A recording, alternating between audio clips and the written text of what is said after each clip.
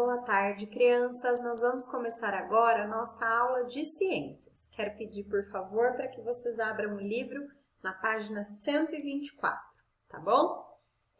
O nosso título de hoje é Teias Alimentares. Vamos seguir a leitura. Na natureza, geralmente ocorre o entrelaçamento de várias cadeias alimentares, formando uma teia alimentar. Na teia alimentar, uma ou mais espécies participam de mais de uma cadeia alimentar, podendo ser presa de diferentes predadores ou se alimentar de mais de uma espécie. Essa é uma situação verdadeira, encontrada em grande parte dos ecossistemas e em que a diversidade de espécies resulta em diferentes cadeias alimentares, ocorrendo ao mesmo tempo, como mostra a ilustração. Bom, então o que eu quero que vocês vejam aqui, ó? Prestem bastante atenção na ilustração. Tanto o rato, quanto o coelho, quanto o gafanhoto se alimentam das plantas. A cobra se alimenta do rato, o gavião se alimenta da cobra, certo? Mas o gavião também se alimenta do rato. O gavião se alimenta do coelho, o gavião se alimenta da lagartixa, que, por sinal, se alimenta do gafanhoto. Então, a teia alimentar, ela é diferente da cadeia alimentar, porque na teia alimentar, uma ou mais espécies, elas participam daquela cadeia, podendo ser presa ou predador, tá bom? Vamos lá. Nessa teia alimentar, as plantas são os produtores que servem de alimento ao gafanhoto, ao coelho e ao rato. O lagarto come o gafanhoto e a cobra come o rato. Já o gavião come o gafanhoto, o lagarto, o coelho, o rato e a cobra. Olha só, depois que cada um morre, ocorre a decomposição de seus restos orgânicos, que é realizada pelas bactérias e pelos fungos. Vamos para a primeira atividade para a gente treinar um pouco. Analise as ilustrações e classifique-as em cadeia ou teia alimentar. Então, vocês vão analisar isso aqui, vão escrever se isso é uma cadeia ou uma teia alimentar e isso aqui também, se é uma cadeia ou uma teia alimentar, tá bom? Próxima página, página 125, segunda atividade de hoje. A imagem mostra algumas relações alimentares. Analise-a e responda às questões. Então, eu quero que vocês prestem atenção nessa imagem aqui, tá bom? Ó, a abelha se alimenta da flor, o gafanhoto se alimenta da flor, das plantas, aqui no caso, né? A galinha também. Mas a galinha também se alimenta do gafanhoto, o sapo se alimenta do gafanhoto, a cobra se alimenta do sapo e também se alimenta da galinha. O gavião pode se alimentar do sapo, pode se alimentar da cobra e também da galinha. Então, olha só quanta coisa está acontecendo aqui. Letrinha A. Classifique os animais ilustrados na teia alimentar de acordo com o hábito alimentar deles. Quais são herbívoros, quais são carnívoros e quais são onívoros, tá? Eu tenho 2 herbívoros, 3 carnívoros e 1 onívoro aí nessa teia alimentar. Letrinha B. Retire desse esquema uma cadeia alimentar e escreva abaixo, tá bom? Essa atividade, a tia Marília vai deixar para vocês montada algumas cadeias alimentares e vocês vão escolher qual vocês querem colocar aqui, tá bom? Agora nós vamos para a página 126. Número 3. Em grande parte das cadeias e das teias alimentares, as plantas ou as algas são os produtores, os animais são os consumidores e as bactérias e os fungos são os decompositores. O quadro mostra alguns animais, do que eles se alimentam e quem são seus predadores. Então, eu tenho um quadro aqui, nessa coluna eu tenho os animais, aqui do que esses animais se alimentam e nessa última coluna, quem são os predadores desses animais aqui da primeira coluna, tá? Tem que ler com bastante atenção. Letrinha A. Com base no quadro, monte uma cadeia alimentar com 3 seres vivos. Então, vocês vão escolher aqui 3 seres vivos e vão montar uma cadeia alimentar, tá bom? Letrinha B. Use mais de uma seta partindo de um mesmo ser vivo e chegando a ele para montar uma teia alimentar. Então, aqui, vocês também vão escolher alguns animais daqui e montar uma teia alimentar. Eu vou dar uma sugestão para vocês, tá? Vocês podem começar, por exemplo, com as folhas, né? Que não são animais que estão aqui, porque folha não é um animal, né, gente? E você pode partir, apontar a folhinha para o grilo.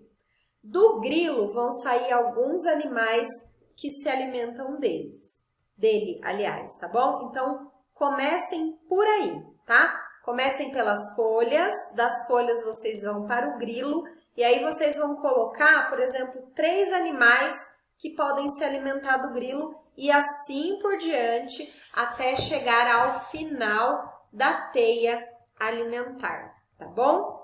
Aqui na página 127, nós temos uma curiosidade, a vida na escuridão das cavernas. Na escuridão do interior das cavernas, a luz solar não chega e os seres vivos fotossintetizantes estão ausentes. Então, nas cavernas não existem seres que fazem a fotossíntese. Por quê? Porque para que a fotossíntese aconteça é necessária a luz do sol. E nas cavernas nós não temos este elemento. Com isso, a maior parte do alimento vem de fora da caverna, trazido por meio de rios subterrâneos, da água da chuva que entra nela, de animais do ambiente externo que morrem lá dentro e de raízes e plantas que vivem fora da caverna. A matéria orgânica presente nas fezes de animais frugívoros, que são aqueles que comem frutas, como morcegos que habitam as cavernas, também é fonte de alimento para alguns animais que vivem na escuridão desses lugares. Olha só que interessante. Seguindo, nós vamos ver mais um título hoje, tá, gente? Desequilíbrio nas cadeias alimentares. Então, vamos lá.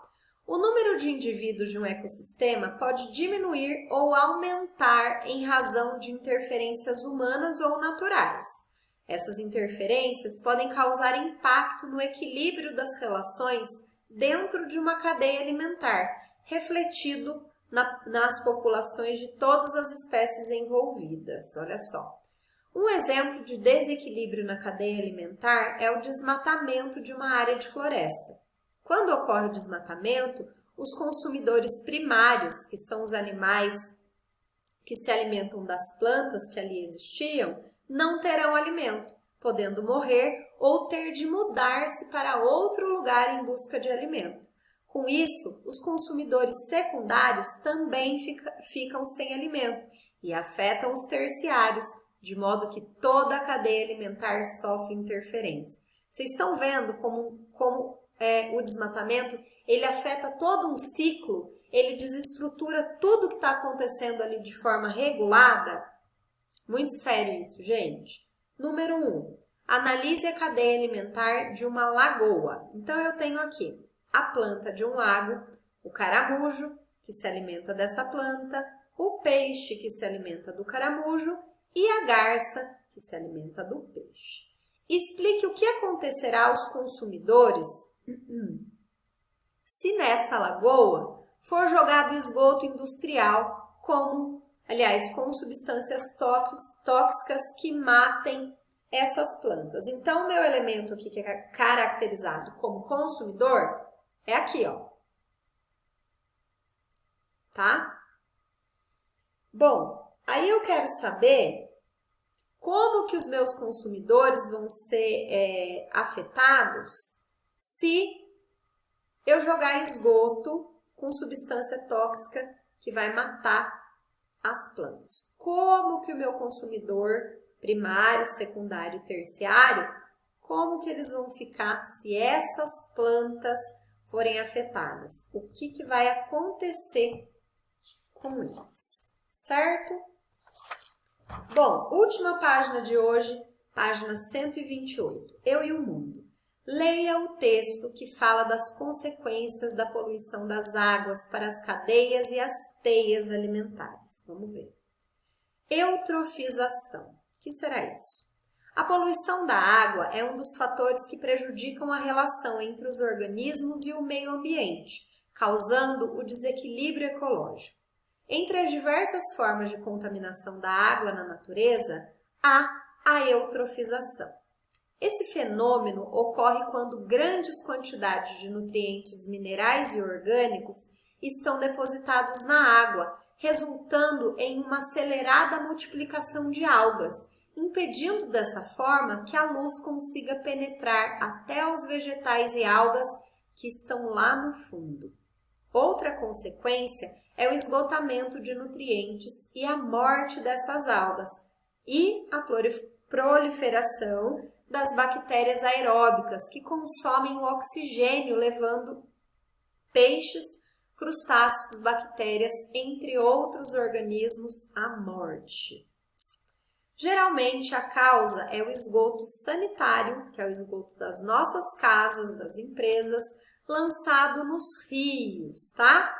Mas também ocorre por resíduos industriais, como a tia acabou de dizer, entre outros, causando desequilíbrio ao meio ambiente. E, consequentemente, para as pessoas que necessitam do uso desses locais e estão sujeitas à disseminação de doenças causadas por bactérias, vírus e protozoários. Poluição é um tema muito grave, gente. Muito, muito, muito. Escreva um texto propondo ações humanas que podem contribuir para resolver a situação relatada no texto. Então, eu quero que vocês escrevam aqui um textinho pequenininho, gente, propondo aí uma solução, uma ação que o ser humano pode fazer para resolver essa situação aqui que foi contada no texto, tá bom? Um beijo, crianças. Qualquer dúvida me chame. Até mais.